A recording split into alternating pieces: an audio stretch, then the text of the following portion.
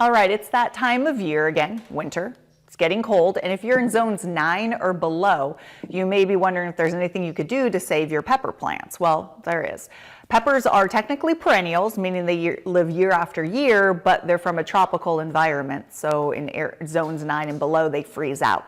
You can try overwintering them. You could do it in the ground, or if you've grown them in pots, you could bring them inside. Now, I have, as an example, is my ghost pepper. The really hot, spicy pepper did really well this year. A lot of hot peppers will do better the second year. Some people complain, oh, my hot pepper, my Carolina Reaper didn't do so well. No, the first year, sometimes it's just getting its root systems developed. And second year, it might produce a little bit better. Mine produced great this year, so it could just be luck. This goes with any peppers, your bell peppers, any hot peppers, your sweet peppers.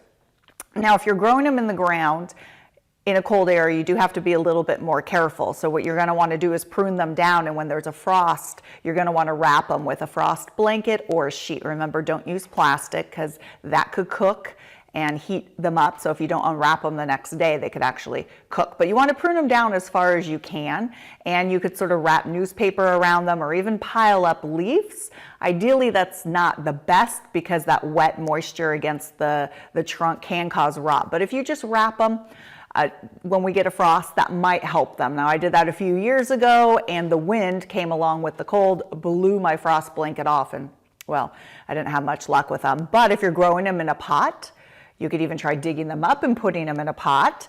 But if you have them in a pot, prune them down, and you could bring them inside or up against the house where it's warmer, or even if you have a really sunny window in your garage, you could do that. Now, here's one of my ghost peppers, and this is in a 5-gallon. I don't recommend planting in anything smaller than this. In fact, this is sort of pushing it, but anything bigger, it might be difficult to bring into the house. Now, you could see that the frost got it a bit. It's defoliating.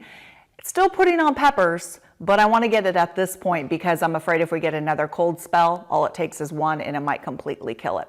So I'm going to prune it down, and then I'm going to bring it into a warm spot. Now, when you prune it down, it's ideal to prune it to new growth points, but it's not necessary. Prune it down to a size that you think will work for you. Now, you could try to get peppers through the winter, but that's usually not the goal. The goal is to just overwinter it, keep it alive, so when spring comes and the temperatures warm up, you can move it outside.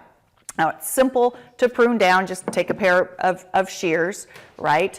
And I'm just going to find nodes. Remember, nodes are where growth occurs. And I'm going to go pretty low because I know I'm not going to get any fruit from this winter. I think that my sun exposure inside isn't enough. So I'm just going to start pruning at some growth points really low. Like you could see that there's a leaf growing out. So that's a node. You could prune it. Now I'm just going to get rid of these. They're just tangling up, right? Woo, messy. So I'm just going to prune it back, keep pruning it. There's a nice growth point there.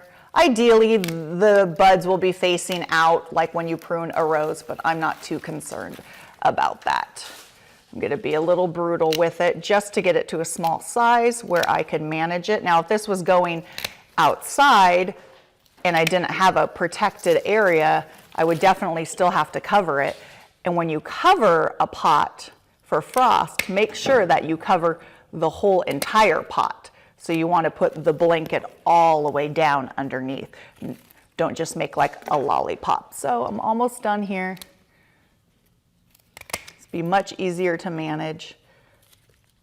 You're pruning it just sort of like you'd prune a rose. No, I don't like that. I could remove the spindly ones, right? So you could see that these branches are still actively growing. So I didn't prune below anything that's not actively growing. Now I could just pick this up, move it inside, put it on a south window or an east window inside, water it accordingly. Remember, it's going to need a lot less water than it would if it was growing outside in the summer. So really only water it when the soil dries down. Move it up close to the house.